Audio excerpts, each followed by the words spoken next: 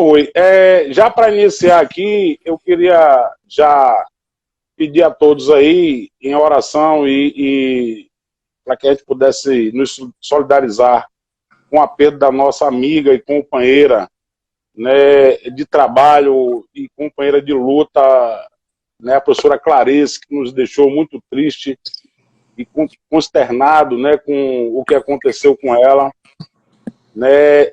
Hoje tive uma live de manhã com alguns policiais militares, onde perdemos também o sargento Reginaldo, também vítima de Covid-19. Então, pedir aí que possam orar por essas almas. Né? Mas como eu ia colocando aí, queria que você fizesse aí uma conjuntura dessa situação do Fundeb e o risco que nós corremos se não for aprovado um substituto para o Fundeb que termina em 31 de dezembro agora de 2020.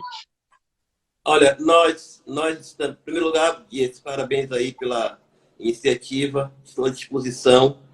Você é um companheiro guerreiro, valoroso, e a gente precisa ajudar. Então, assim, para iniciar, antes de falar do Fundeb, nós estamos atravessando uma complexa crise sanitária, política, econômica, social, né? E muita coisa está acontecendo no mundo todo. Nós não sabemos ainda qual é o caminho certo. E isso está acontecendo no mundo todo. Essa pandemia que cada vez mais nos surpreende no mundo todo. São mais de quase 1 milhão, meio milhão de pessoas já morreram no mundo. Aqui no Brasil, mais de 60 mil. Nós temos um governo que não está nem aí, não tem comando nacional. As pessoas estão entregues à própria sorte. Se não fosse a determinação dos prefeitos e governadores, a coisa seria pior. E o governo está muito acuado. O governo, você repare que tem uma semana que o Bolsonaro, o presidente, ele mudou a estratégia. Ele não fala muito, não intimida mais o Supremo Tribunal Federal, não intimida mais o Congresso Nacional, não agride a mídia, não bota a sua turma ultradireita fascista nas ruas para fazer intimidações. Isso é porque ele está totalmente acuado. O Supremo Tribunal Federal agora indiciou os 3 filhos já, o 01, que é o vereador, o 02 e o 03, todos estão indiciados. Tem a questão do fake news do Supremo Tribunal Federal, que pegou e mandou prender boa turma da turma de Bolsonaro, da ultradireita, tanto empresário quanto blogueiro, tanto essa turma de agitação.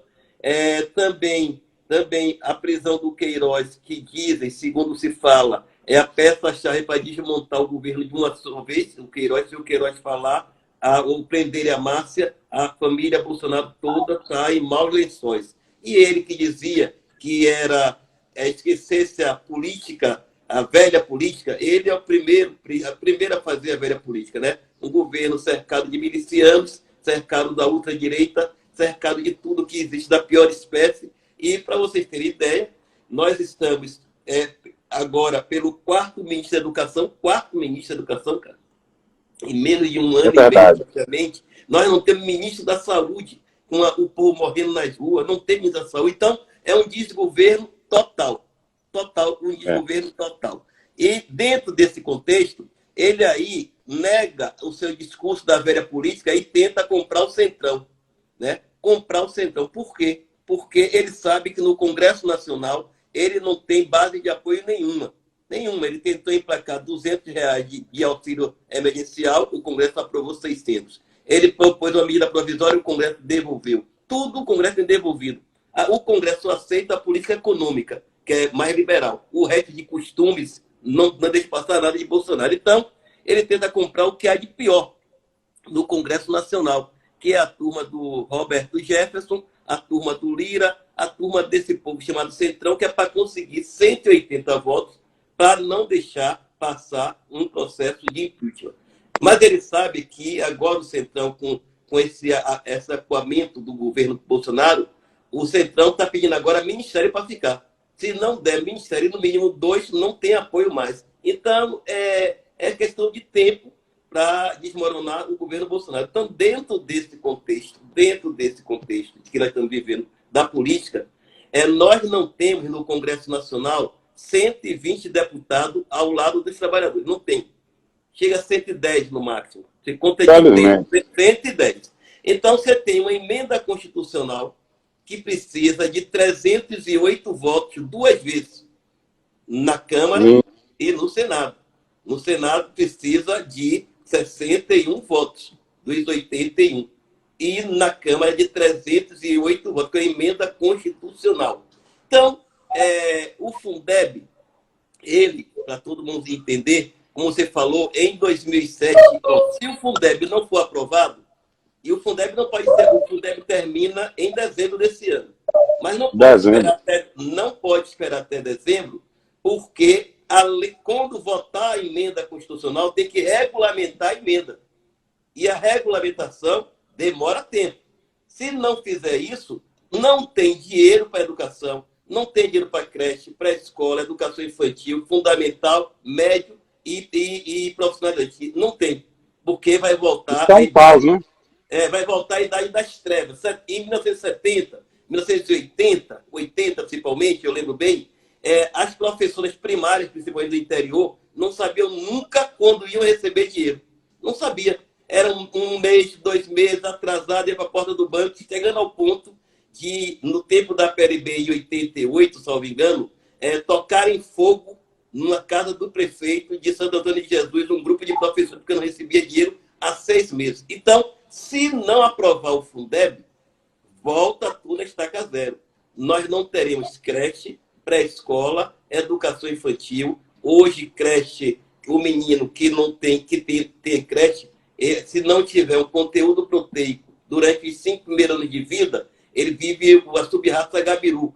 Quando ele crescer, não passa de 1,5 metro, vai ter deformação craniana e não vai aprender nada. Então, a gente vai ter um retrocesso muito grande. Por isso, você falou, em 94, na época do governo Fernando Henrique, os movimentos sociais nós conseguimos pressionar e teve o primeiro financiamento do governo federal chamado Fundef, que pegava o ensino fundamental. Foi uma grande vitória na época, mas não abarcava tudo. Aí veio em 2007. Em 2007, nós conseguimos, no governo Lula, garantir a aprovação do Fundeb. Fundeb, que é o Fundo de Desenvolvimento da Educação Básica, que garante piso salarial também garante o piso salarial, no mínimo 60% desse dinheiro para o professor. O Fundeb é uma cesta de impostos municipais e estaduais. A participação da União no Fundeb é mínima, é pouca, em torno de 5%,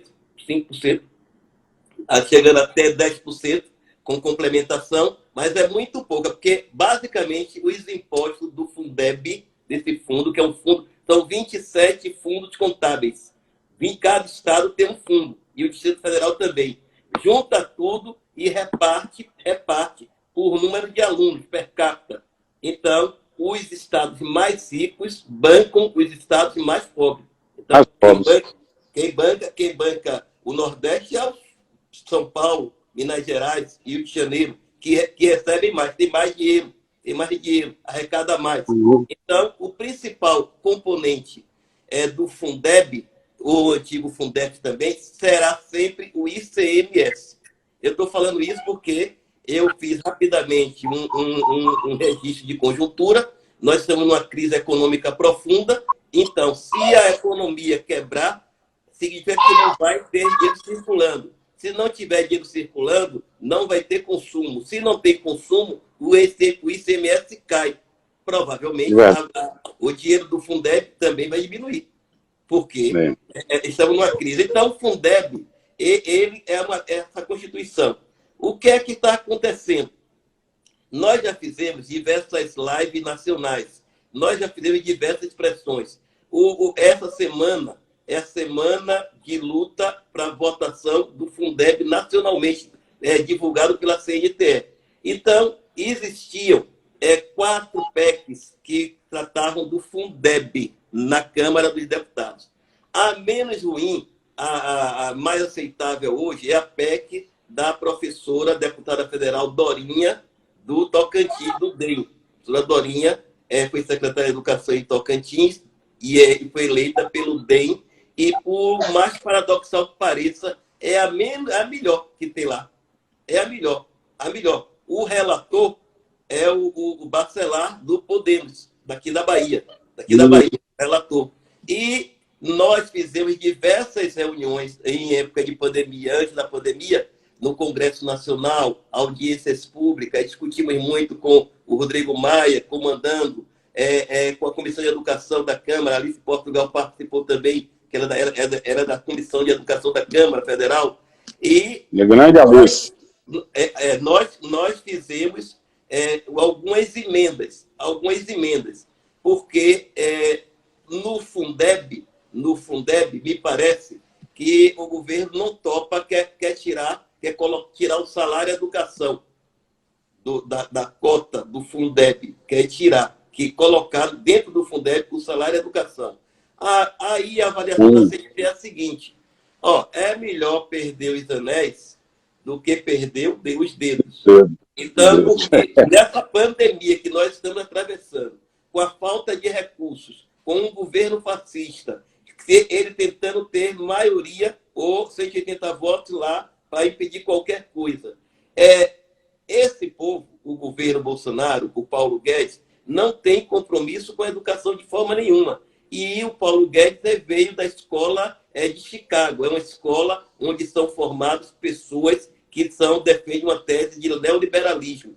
Ele, o Paulo Guedes, foi professor da Universidade do Chile, na época da ditadura de Pinochet, durante 10 anos. O Chile, tudo é privatizado. O Chile, a escola é privada. O governo dá voucher para subsidiar a escola privada. Então, o Chile não tem setor público, tem pouca coisa. E o Paulo Guedes quer fazer isso aqui. Por isso que você vê que a educação está um desmonte total. Não tem ministro, os que são péssimos. Nós tivemos o primeiro-ministro, o Vélez, que era um colombiano, não sabia nem falar português. Nós tivemos o segundo, que é o Weintraub, que sabe falar português, mas não sabe escrever português. E agora teve esse que nem tomou posse, que é o Dolotelli, que sabe falar português, escreve português, mas é tudo copiado, faz fraude. Então não tem nada. Charlatão.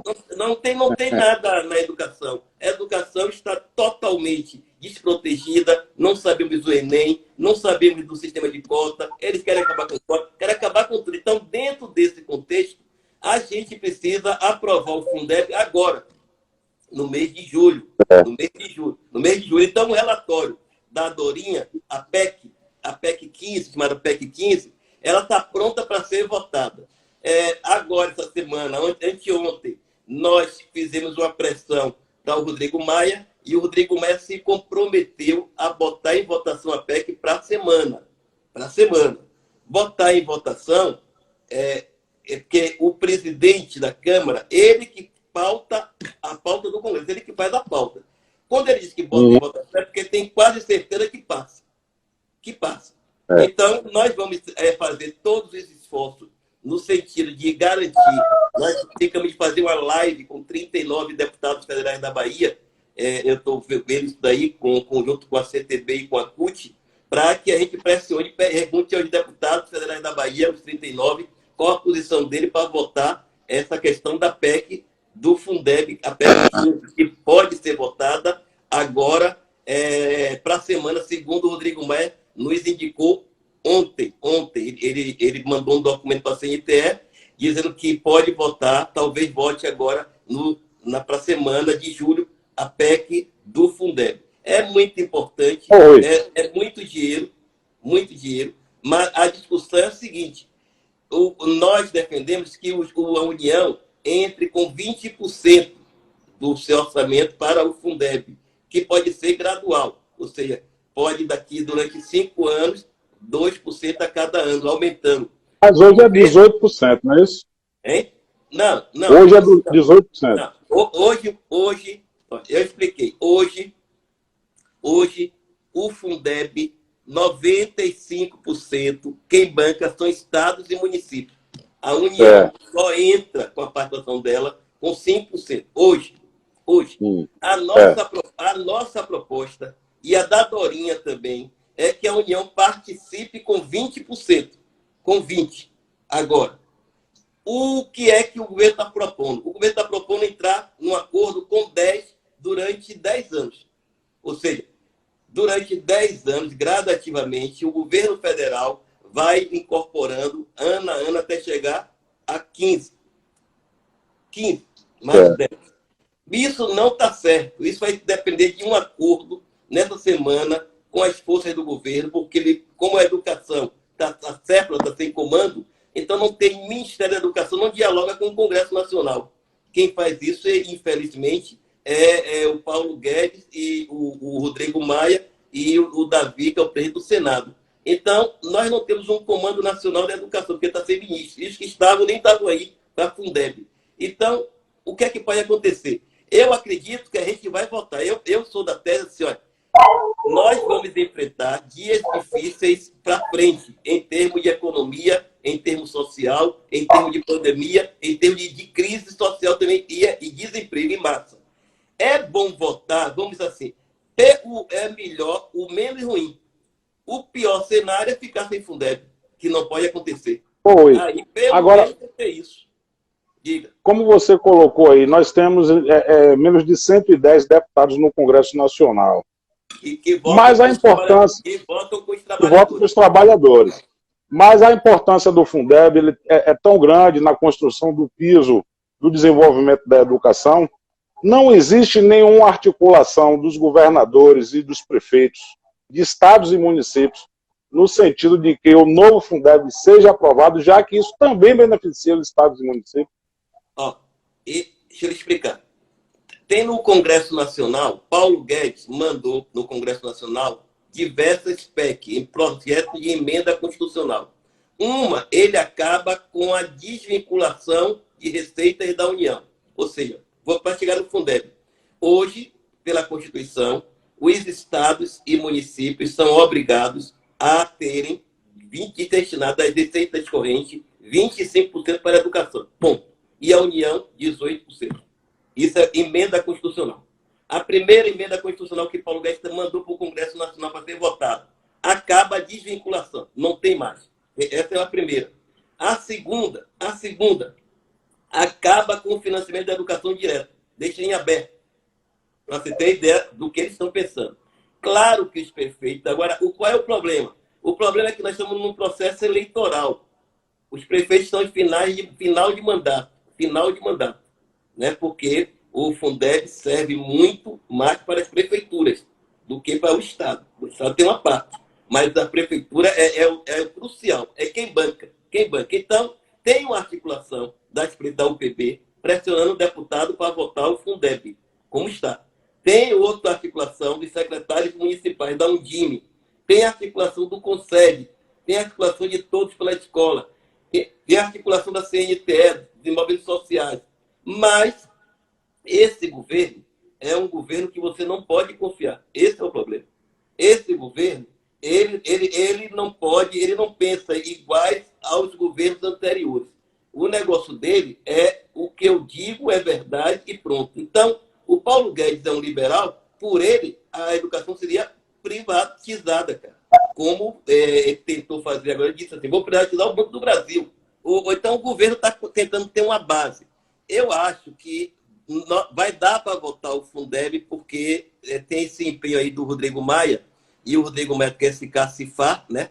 Para mais adiante, para outros voos. Então, acho que vai. Mas a gente vai ter que fazer muita pressão e ver o desdobramento, porque depois da votação, e tem que ser votação em 2 turnos, na Câmara, como eu falei, e no Senado, mas se tiver acordo aí, vota como votou ontem, a mudança da legislação eleitoral, que passou para 15 de novembro as eleições, se tiver acordo, vai longe, vai rápido. Então, eu acredito, porque se a gente não ficar, não tiver, o povo não tiver consciência. Então, o que eu estou dizendo é, se a gente não convencer a sociedade, por exemplo, hoje em dia, se a gente somar os estudantes da rede pública, do ensino fundamental e médio, se somar os professores, os trabalhadores, funcionários da educação, dá 25 milhões de pessoas. Se botar aí pais e família, é muito grande. repare que nós somos muito, mas se perder esse Fundeb, você já pensou o desastre que vai ser no país? Você não ter creche, educação infantil para essas crianças tudo pobre. Nós temos dias. Hoje, 70 milhões de pessoas que estão em nível de pobreza, que estão recebendo o auxílio emergencial. 70 milhões. Então, objetivamente, os filhos dessas pessoas, que se formam em 70 milhões, eles estão em escola pública. São vulneráveis também. Então, se acabar tudo isso, eu estava falando sobre esse assunto anteontem, eu e Heleno, lá para o pessoal de Ilhéus, por exemplo, antigamente, na década de 70, eu estava falando bem assim, no interior só tinha escola estadual nas grandes cidades, no interior. E só estudava classe média alta, porque não tinha escola particular no interior, em 70, não tinha. Aqui só tinha uma universidade federal, uma, que era a UFBA, em 70. Eu fiz vestibular em 72, só tinha uma.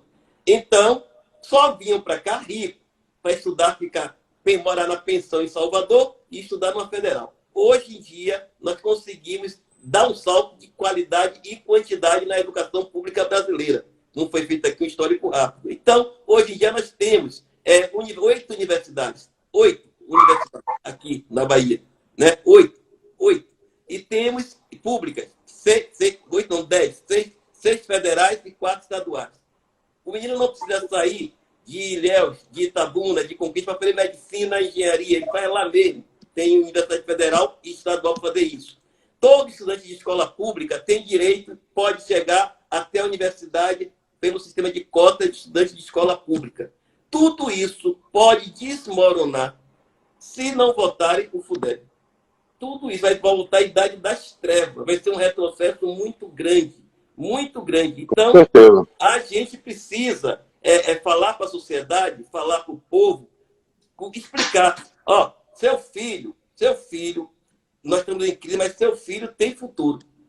Mas se não tiver essa votação agora, e se acabar com o Fundeb, seu filho não vai ter acesso a uma escola. Muita gente vai para a escola no interior e na capital por causa de alimentação. Muita gente. Então, tem escola de tempo integral, tem creche, tem pré-escola, tem educação infantil. As mães têm onde deixarem seus filhos nas escolas municipais e nas escolas estaduais. Isso tudo é muito dinheiro. Muito dinheiro. Então, são 120 bilhões, salvo engano. 120 bilhões do Fundeb, em termos de dinheiro. Então, esse dinheiro ainda é pouco, porque todos os países que se desenvolveram, como o Japão, como a Coreia, como os próprios Estados Unidos, os países europeus, investiram muito em educação, muito dinheiro em educação. Eu estava dizendo ao pessoal de Ilhéus, de que no Japão, qualquer pessoa para trabalhar na educação, na creche, tem que ter doutorado. Então, o Fundeb também serve para formação de professor, o Fundeb serve para diversa manutenção do ensino, adquirir materiais didáticos. O Fundeb tem uma série de coisas boas. E esse dinheiro é do povo. Esse dinheiro não vai para a escola particular. Então, a gente precisaria fazer um debate mais qualificado e falar para a população, mandar que a população mande e-mail para a Câmara de Deputados, pegar a relação dos 39 deputados federais e perguntar como ele vai votar no Fundeb, na proposta da PEC do Fundeb. A gente tem na PEC o link dos 39 deputados federais da Bahia. São 39. E eu acho que vai colar, porque todo mundo, como você falou, é ano de eleição, essa questão do prefeito. O problema é o tamanho. A União vai aumentar sua participação? Deve aumentar. Do tamanho que nós queremos? Acho que não. Vai ter que ter um meio termo. Mas ela não quer dar nada. Queria dar 5% a mais e aí está pedindo agora 10, escalonado. Queríamos 20. Essas negociações de quanto vai ser a parcela da União é a parte mais importante da votação do Fundeb. Porque o dinheiro, o governo, que está aí, só quer dar dinheiro para empresário, para banco. Para pagar dívida. Então, ele não quer dar dinheiro para a educação, não quer dar dinheiro para a saúde. Vocês estão vendo que do orçamento para tratar a Covid-19, que são bilhões de reais, só foram gastos até agora 30%. 30%. 30%. 30%. Então, o governo não é um governo que governa para o povo, governa para a família, governa para os amigos, governa para a milícia, governa para esse povo dele. Então, ele não tem compromisso com o povo brasileiro. Não tem. Está deixando o povo morrer aí de Covid, mais de 60 mil. Está deixando os hospitais sem remédio, sem insumo, sem nada. Quem está conseguindo a vacina é o estado de São Paulo, que fez convênio com a China. Não foi o governo do estado, do governo federal, não foi ele. Agora que correu atrás, xingou tanto a OMS, agora está correndo atrás da OMS, porque está desgastado internacionalmente. Então, eu espero que para a semana a gente tenha boas notícias. Acho que você deveria, enquanto pré-candidato, fazer um apelo, fazer uma carta, fazer um documento, um abaixo-assinado da comunidade, para que os deputados votem no Fundeb para a semana. Você acha que seria bom fazer essas coisas para mobilizar e marcar a posição? Porque é importante marcar a posição na votação dos 39 aqui. Eu acho que dos 39, eu acho que eles vão votar, todos vão votar. Porque o relator é o Bacelar, que é do Podemos, Alice Portugal é da comissão, Lídice da Mata vota, acho que todos vão votar. Eu acho que todos vão o DEM está orientando a votar. Diga. Ô, Rui, infelizmente a nossa população ainda não percebeu que o governo Bolsonaro, ele, em detrimento de uma educação de qualidade, né, que é proporcionada pelo Fundeb, não só a qualidade, como a universalização da educação e valorização dos profissionais, ela não percebeu que a ideia de Estado mínimo proposta por Paulo Guedes é justamente a de desviar dinheiro para as empresas privadas, né, para os grandes aglomerados da educação, muitas de fora do país. Então, nossa população não chegou a ter essa consciência, né? Então, você falou muito bem aí. Eu queria, na realidade, precisa reforçar, né, isso, uma tentativa de fazer com que a população compreenda que isso não só faz parte dos educadores, né, é parte de toda a população. Na realidade, quem está na escola pública é o filho do trabalhador, não é verdade? Quem vai sofrer mais, o povo não tem consciência, porque, diga-se de passagem, o Bolsonaro não enganou o povo. Ele disse que ia fazer isso. Ou ele disse que negro não presta. Não presta, né? Negro não presta. Mulher pode apanhar, não tem problema nenhum. Homossexual tem que morrer. Isso ele disse abertamente. E que o governo dele diz assim, o ministro da Educação diz assim, universidade é para os filhos da elite, não é para preto, pobre, da periferia. Não é. O ministro, o que não sabia escrever, o Entrauber, dizia isso toda vez. O ministro Guedes chegou na reunião do dia 22, falou o seguinte, dia 22 de abril, eu não vou dar dinheiro para micro, pequena e médias empresas. Vou dar dinheiro para as grandes empresas. Para as micro, não vou dar dinheiro nenhum, porque vou perder. 50% dos trabalhadores públicos, trabalhadores com carteira assinada, trabalham em micro, pequenas e médias empresas. Se essas empresas quebrarem como estão quebrando, por isso que está uma guerra para abre tudo, não fecha, abre o comércio, abrir de qualquer jeito para morrer gente, como o Fernando Gomes de Itabuna falou, dia 9 eu vou abrir o comércio. Morra quem morrer, eu vou abrir. Desse tipo, Fernando Gomes, o prefeito de Itabuna, passou no Jornal Nacional, fazendo uma revelação desse tipo, sem nenhum escrúpulo. Então, essa linha é do Paulo Guedes, do governo Bolsonaro. Bolsonaro, por ele, botava a população toda na rua, não fechava nada, deixava todo mundo, ele dizia, a tese do rebanho. Ou seja, contamina todo mundo, morre de vez o quem tem que morrer. Quem não vai, quem tem que tiver mais forte, não tiver nenhuma comorbidade, sobrevive, mas morre 50, como morreram até agora nos Estados Unidos, 140 mil. Lá morreram 140 mil.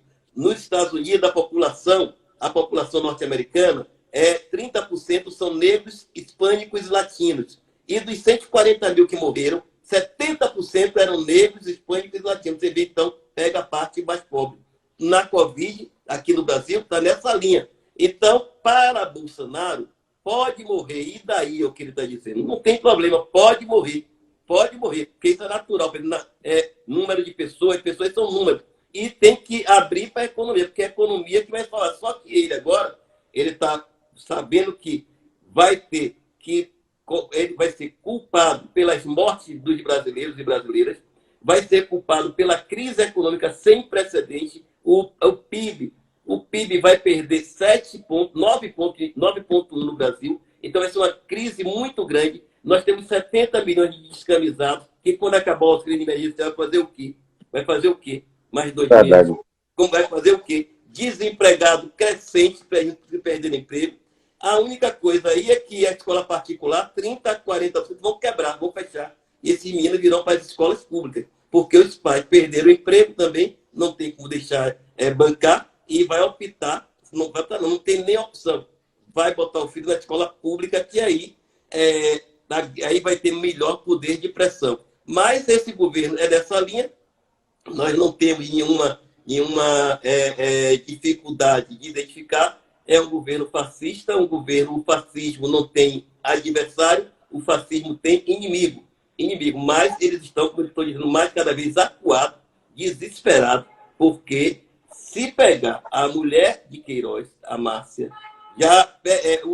se voltar para a primeira instância, o esquema de rachadinha, aí essa família vai acabar. Vai acabar essa milícia, vai acabar essa família, e o Brasil tem que se recuperar. Mas eu acho que a gente tem que lutar. E essa luta do Fundeb, na minha opinião, é a luta muito boa, muito fundamental. É de fundamental importância garantir e que ele seja perene, para sempre.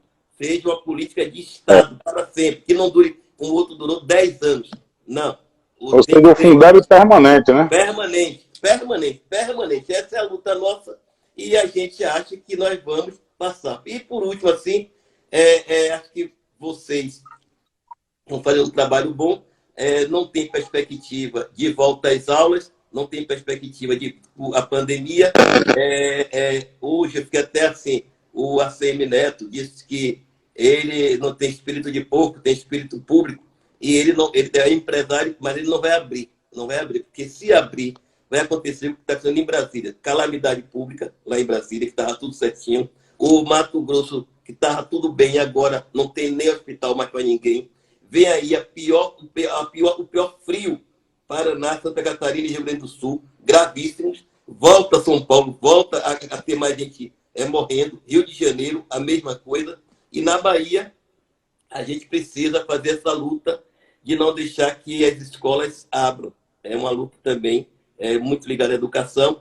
Nós vamos fazer uma matéria paga no Jornal à Tarde, provavelmente no domingo, dizendo que nós vamos, quem tentar abrir escola, nós vamos processar civil e criminalmente. Qualquer morte será a responsabilidade dos prefeitos e do governador. Com certeza. E do governo vai ter uma matéria paga para isso. Então, é isso, Dias. Estou aqui à disposição. Temos vários APLBs aí, São Félix do Coribe, Bom Jesus da Lapa, Itiúba, pessoal de Lençóis, né, APLB de Pedrão, todos presentes aí assistindo. Eu queria, para a gente poder encerrar, a gente sabe que sua demanda é muito grande, como é que fica a emenda 95 que foi imposta, né, à nossa sociedade como salvador da pátria, né, para a contenção das receitas fiscais, né, com desinvestimento na saúde, na educação e na segurança. Como é que ela se demonstra agora nesse tempo de pandemia, onde é necessário mais investimento para salvar vidas, né? Para quem a pergunta de Dias, para quem está ouvindo, é a seguinte: no governo Temer foi aprovada a emenda 95. A emenda 95 consiste em congelamento de gastos públicos durante 20 anos, principalmente em educação e saúde. Ou seja, o orçamento municipal, estadual ou federal só pode crescer no máximo com a inflação. Veio a pandemia e mostrou que estava tudo errado. A pandemia, o Congresso Nacional teve que aprovar um orçamento de guerra, onde não tem lei de responsabilidade fiscal, não tem emenda 95, porque senão ia morrer todo mundo. Então, a própria pandemia mostrou a realidade, porque é inadmissível Por exemplo, você tem uma cidade como Salvador. Aí você tem um orçamento. Salvador nasce gente todo ano. Todo ano. Vai ter que abrir escola. Vai ter que construir hospital. Vai ter que construir. Então você não tem orçamento para isso. Aí isso significa, diz, que não tendo orçamento, o setor privado é que vai cobrir. É privatizar. Privatizar a educação, privatizar a saúde, porque eu não posso, nem que eu queira construir um hospital, eu não posso. Mas eu posso, governo, pagar ao hospital particular. Pagar ao hospital particular. Eu não posso criar despesa de educação, nem de saúde, da minha forma de eu investir. Eu fazer escola, eu construir hospital. Eu não posso. E nem posso contratar ninguém. É o que, em tese, o Bolsonaro vetou agora, que a gente vai tentar derrubar o veto, que até 2022 não tem reajuste salarial, não tem promoção, não tem anuênio, não tem quinquênio, não tem nada para o setor público. Porque no setor privado já teve redução de salário. Como no setor público não pode ter redução de salário, no setor público, no setor privado teve. Então, o setor privado, para não demitir, ele reduziram a 1/3 o seu salário. E reduziu a jornada. Então, por exemplo, o motorista de ônibus de Salvador, ele ganhava 3 mil, ele só trabalha metade da jornada dele, só ganha 1.000. O cara que tinha uma renda de 3 mil, que tinha os compromissos dele, que quem ganha 3 mil, ou quem ganha qualquer dinheiro, já está tudo contado para pagar. Ele vai ter que ter um baque. Então, no setor público, nós estamos confinados a não ter nada, nem anuênio, nem quinquênio, nem promoção, nem concurso, nem nada até 2022. Isso foi garantido pelo Congresso Nacional, mas o Bolsonaro vetou e a gente espera, muito difícil, derrubar o veto. Muito porque ele está fazendo a base do Centrão, como eu lhe falei. Para derrubar o veto, você vai ter agora que enfrentar o Centrão. E o Centrão, com 2 ministérios cheios de dinheiro, vai botar a tropa de choque dele e não vai... Vamos já para a nossa conclusão. Eu queria agradecer, agradecer o espaço, Dias. Eu acho... eu e a Helena fizemos, como eu disse ontem, falando com o pessoal de Ilhéus. Ele deu um dado interessante, para vocês terem ideia. Nós temos no Congresso Nacional, na Câmara de Deputados, 513 deputados. 513 deputados. Sabe quantos deputados dos 513 federais sentaram e vieram de professor de escola pública? 2. Então, nós somos 50 milhões. Nós somos 50 milhões entre alunos, pais e professores, trabalhadores de educação, lá que veio de uma escola que dava aula em escola pública, representando a educação. Só tem 2 de 500. Absurdo. Então, isso daí faz com que a gente tenha que lutar para ter gente qualificada na educação. Então, acho que o Salvador merece ter uma pessoa ligada à educação, não ligada à educação, que entende que veio da educação. Ligada pode ter, mas não conhece profundamente, não conhece as nuances da educação. Então, não adianta para debater, para discutir, para aprofundar. Então, tem que ter professor, tem que ter trabalhador de educação, não só em Salvador, mas nós estamos lutando para que tenhamos em todas nós temos 150 pré-candidatos aí da base da educação no interior, mais 150, e vamos lutar. E você é um deles. Então, agradeço aí o espaço, conte com a gente, conte com a PLB, no sentido de atuar, de lutar em defesa da educação. E você que é pré-candidato, está licenciado da PLB, uma boa sorte, né? Firme na luta. Ok, Rui. Eu que agradeço aí. Primeiro é uma honra aí ter falado com você aí, né? Apesar de você ser meu coordenador, eu estou afastado da PLB, licenciado para participar do processo eleitoral, né? E tenho uma admiração muito grande pela sua pessoa. Aprendi muito com isso. E agradecer a todos, gente, dizer fiquem em casa, porque nada mais importante que a vida, e fora Bolsonaro. Valeu? Um abraço a todos e a todas, e até a próxima. Valeu, Rui. Beleza?